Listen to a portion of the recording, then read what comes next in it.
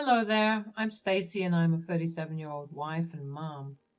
My husband Eric and I were hosting a family event at our home. Why? To welcome back none other than the infamous Uncle Isaac, my brother-in-law, after his 5-year stint in the slammer. Yeah, you heard that right, prison, the big house. But before you start judging him and our family, Isaac had been falsely imprisoned. He was at the wrong place at the wrong time, so it took 5 whole years of fighting for his case to finally be reviewed properly and for him to be exonerated. So you can imagine the excitement in the air as we prepared to reunite the family.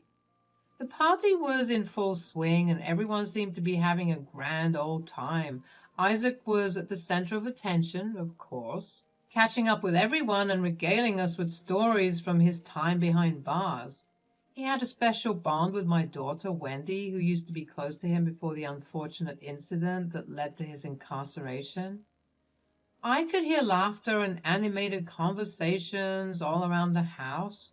The aroma of delicious food filled the air as we indulged in a feast fit for a king. It was a rare moment of joy and togetherness for our family, and I relished the warmth it brought to my heart. After the event extended and everyone left, we were still buzzing with excitement. We were all grateful for the chance to see him alive, happy, and well after his unjust imprisonment. Life resumed its usual rhythm, and it seemed like the storm of family drama had subsided, at least temporarily.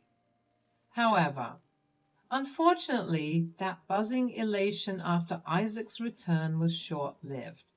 A couple of days after the event, as I sat in the living room engrossed in a book, Wendy burst through the door with a look of fear and anger etched across her face.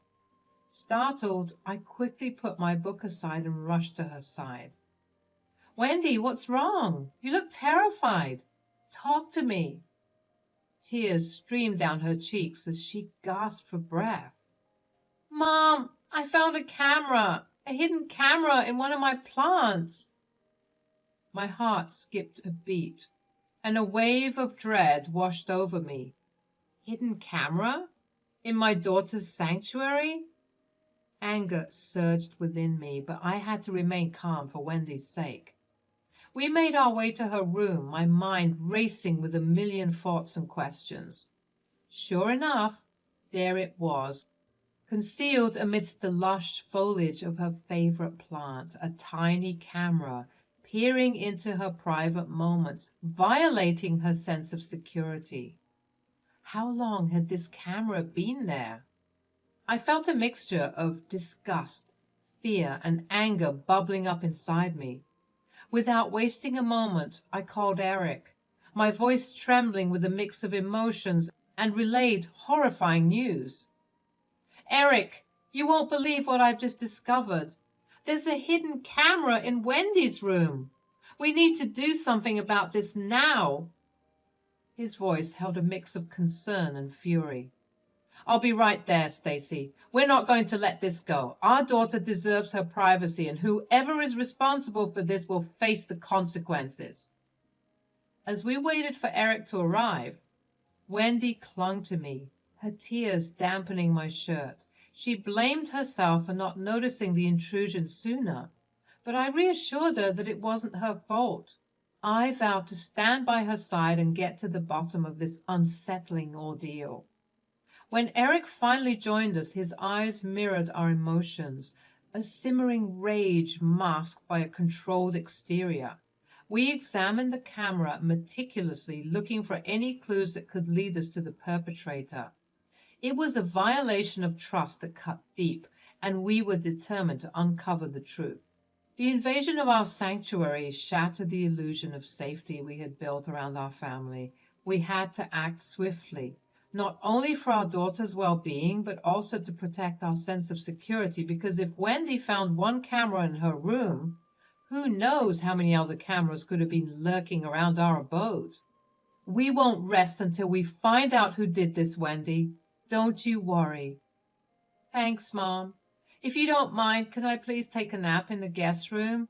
I don't feel comfortable in mine." and I'm exhausted right now. Of course, my baby, do what makes you feel comfortable. I'm so sorry. Wendy trudged to the guest room, undoubtedly wanting some alone time after her privacy had been invaded so maliciously. I mean, who would do such a thing? We'll review the footage, gather any evidence we might find, and involve the authorities if necessary. No one messes with our family like this. Although I was shaken, I found solace in our united front. Eric and I sat down in the quiet of our living room, the weight of the situation hanging heavy in the air. Our minds whirled with thoughts, trying to piece together the puzzle of who could have planted the hidden camera in Wendy's room. As we explored the possibilities, one name surfaced and lingered: Isaac. I began cautiously, trying to keep my voice level. It's hard to ignore the timing. The camera was most likely planted during the family gathering. And who had the opportunity? Isaac. Stacy, you can't seriously think Isaac would stoop so low. Yes, he made some mistakes in the past, but he's not a creep. He's my brother, for crying out loud. I understood Eric's reaction. Family ties run deep, and the idea of suspecting one's kin of such a violation is unfathomable. However, I couldn't ignore the pieces of the puzzle that seemed to align with Isaac's presence during the family gathering. Prison changes people, and the prolonged interactions between Wendy and Uncle Isaac were ringing alarm bells in both Eric and me, even if Eric was too stubborn to admit it. Gathering my thoughts, I spoke gently but firmly. Eric, I know it's difficult to consider, but we have to face the facts. He spent a significant amount of time with Wendy during the gathering, suggesting somewhat of an interest in her. And let's not forget that he just came out of prison. People change and their actions can be influenced by their experiences. It's our responsibility to protect our daughter, even if it means questioning those closest to us. Eric's shoulders slumped as the weight of the situation bore down on him. He looked torn between loyalty and the cold, hard facts. Slowly he nodded, his voice tinged with a mix of resignation and discomfort. I don't want to believe it, Stacy, but you're right. The timing is uncanny and it's hard to ignore. We need to find out the truth, for Wendy's sake. The thought of confronting Isaac about this betrayal gnawed at our conscience, but it had to be done. The sanctity of our home and the well-being of our daughter depended on it. As we prepared ourselves for the difficult task ahead, we promised each other that we would approach this with caution and compassion. We needed to uncover the truth, not only for our peace of mind, but also to protect Wendy from any further harm. Days turned into nights, and Eric remained torn between loyalty to his brother and the unsettling suspicion that hung in the air. The weight of the situation pressed upon us, straining our relationship with Isaac and casting a shadow over our family. As we navigated the treacherous waters of uncertainty, a plan began to form in my mind. A risky yet necessary plan to catch the culprit red-handed. I approached Eric with my idea, explaining that hosting another family gathering might be the key to uncovering the truth. Think about it, Eric. Whoever planted that camera would most likely seize any opportunity to retrieve it. This event, purely meant for family togetherness, presents the perfect chance for the culprit to strike again. Eric hesitated, his emotions still tangled in a web of conflicting loyalties. But as I laid out the logic and the urgency of our situation, he eventually agreed that we needed to exhaust all possibilities before involving the authorities. It was a difficult decision, but one we had to make to safeguard our family and restore our sense of security. I picked up the phone and dialed Tina's number, Isaac's wife. Hey, Tina. We were thinking of hosting another family get-together. Just wanted to see if you and Isaac would be available. Tina's response was almost too enthusiastic. She eagerly agreed, expressing her excitement for yet another family gathering. It struck me as a bit odd, considering she was normally the reserved type, but I pushed those thoughts aside, attributing her behavior to a genuine love for family bonding. With the plans set in motion, Eric and I busied ourselves with the preparations.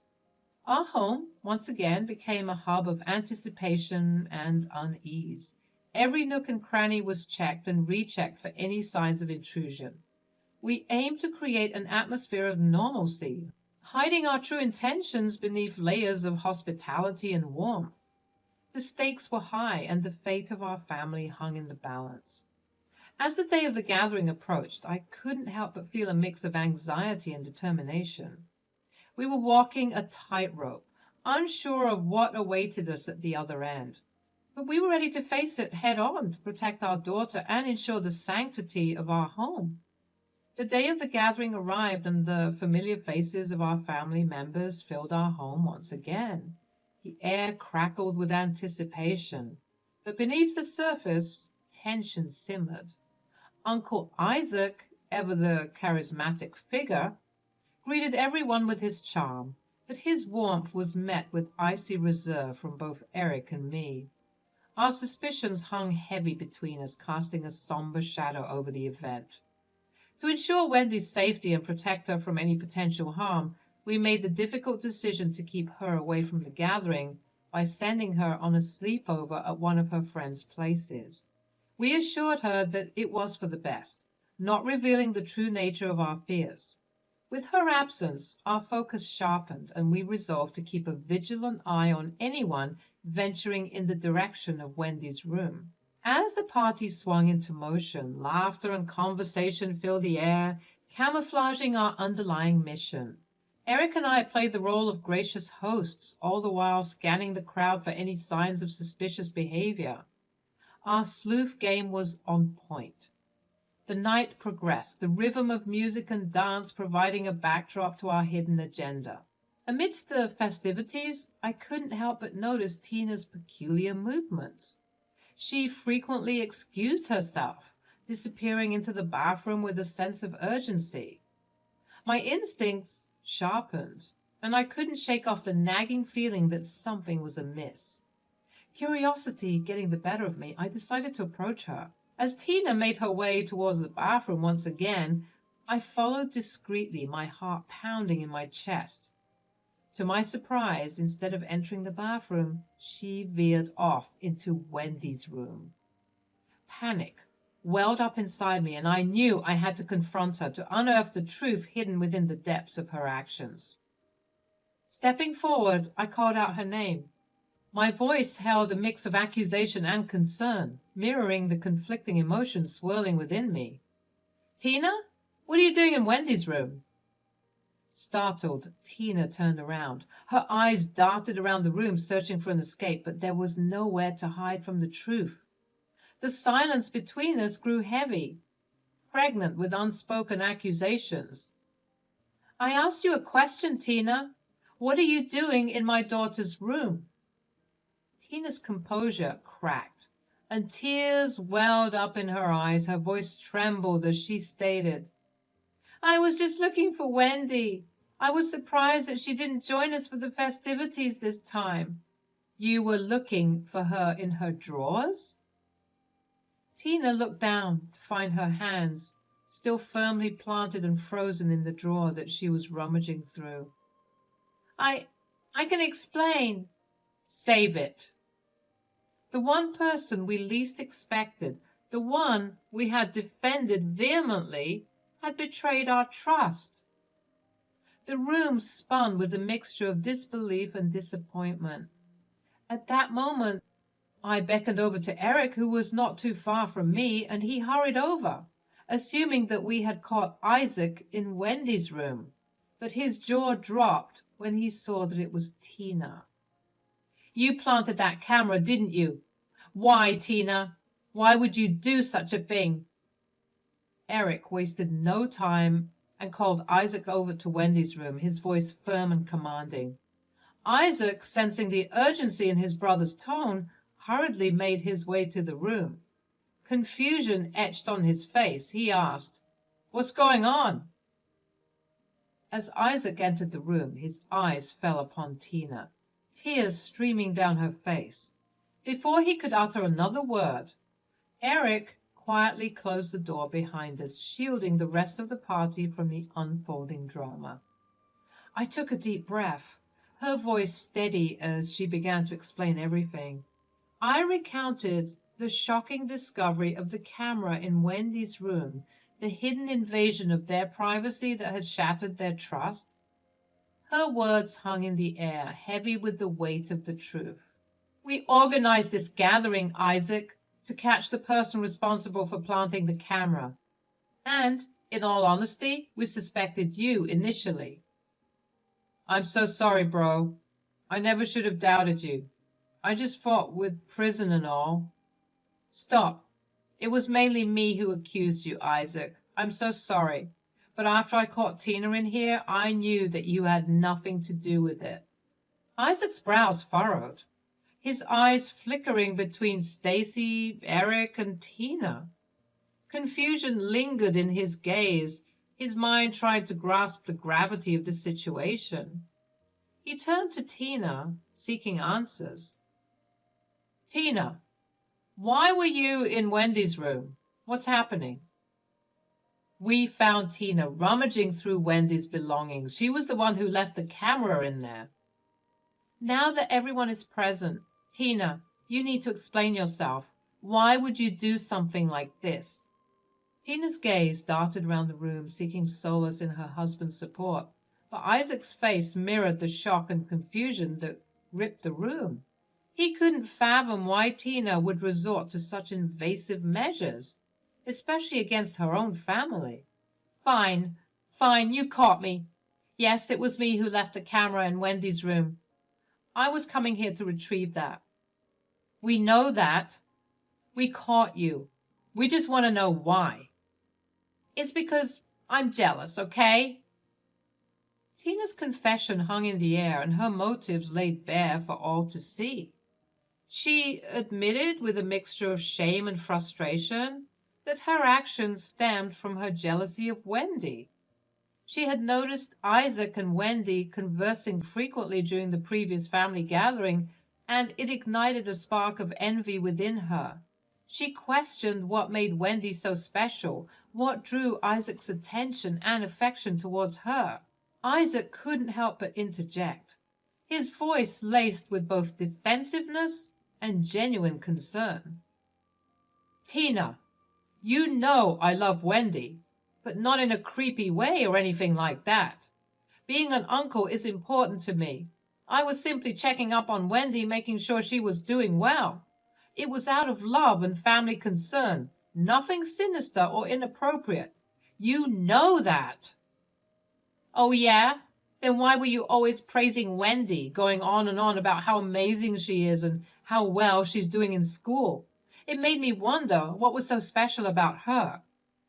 "So you're acting crazy because I'm a proud uncle, Tina? Tell me, is there something wrong with being a proud uncle? I have every right to appreciate and support Wendy. It's not about favoritism or anything more than genuine love for my niece. I didn't think that you'd feel this way." Trying to navigate through the tumultuous emotions in the room, I directed my attention to Tina. I asked, "Tina, what were you hoping to uncover by planting the camera? What did you expect to find exactly?" "I just wanted to see how Wendy lives her life, you know? Maybe if I could understand her better and emulate her actions, I could gain the same praise and attention from you, Isaac. I wanted to feel valued like her." "You're a creep, Tina. Jealous of a teenager? How low can you sink? This is beyond messed up." So, after the awkward silence that could put a library to shame, Eric decided to pull the plug on the party. Good call, I must say. The last thing we needed was to keep a party going after discovering Tina's true nature. The resident creep of the year. With the room now cleared of all the relatives, it was just Eric and me left to grapple with the aftermath of Tina's little escapade. Let me tell you, It wasn't a pretty sight. I let loose on Tina, unleashing a verbal barrage that could make a sailor blush. I mean, who does that? Who plants a damn camera in their niece's room? Sick in the head, that's who. Isaac, poor Isaac, stood there like a lost puppy, disappointment etched all over his face. I guess he couldn't fathom what kind of twisted game his beloved wife was playing. Can't say I blame him. I'd be equally dumbfounded if my better half turned out to be a grade A lunatic. As the dust settled and our emotions ran dry, Eric and I found ourselves sitting in our once cheerful home, now tainted by the sinister acts of one family member. The next day, when Wendy came home, it was my job to spill the beans, to expose the whole twisted truth. Wendy's eyes welled up with tears as I recounted the heinous violation of her privacy. The poor girl, innocent and unsuspecting, couldn't fathom that someone in our own family could stoop so low. Trust shattered. Her world turned upside down in an instant. She managed to choke out the words, her voice trembling with hurt and confusion. Mom, I never thought that anyone would do this to me. Tina? Seriously? I shook my head, unable to wrap my mind around it. Believe me, Wendy, none of us saw this coming. Tina's gone off the deep end for sure. With Wendy in my arms, her tears staining my shoulder, I made her a promise. We were going to fight back. Pressing charges was just the beginning. Tina needed a reality check, and we were more than willing to deliver it. Her tearful gaze met mine, seeking reassurance. But Mom, what about Uncle Isaac? How is he doing? I sighed, the weight of our shattered family hanging heavy in the air. If I'm being honest, he's not taking it well. He feels like he can't truly celebrate his freedom knowing that he's married to a nut job. So, what does that mean? Is he getting a divorce? I don't know, baby. Ugh, I hate what she's done to this family. Same. Right now, our priority is your safety. We're getting a restraining order against Tina, so she won't even dare to think about crossing your path again. We are in the process of pressing charges and obtaining a restraining order against Tina, the camera-wielding menace. Meanwhile, the once inseparable bond between Isaac and our family remains strained, shattered by the weight of this unimaginable betrayal. It's a painful and awkward silence that hangs between us, a reminder of the depths to which one person's jealousy can sink. But through it all, we remain steadfast, determined to rebuild, to heal, and to find solace in the love and support of those who truly matter. The road to recovery may be long and arduous, but we are ready to face whatever lies ahead, armed with the knowledge that our family's strength will prevail.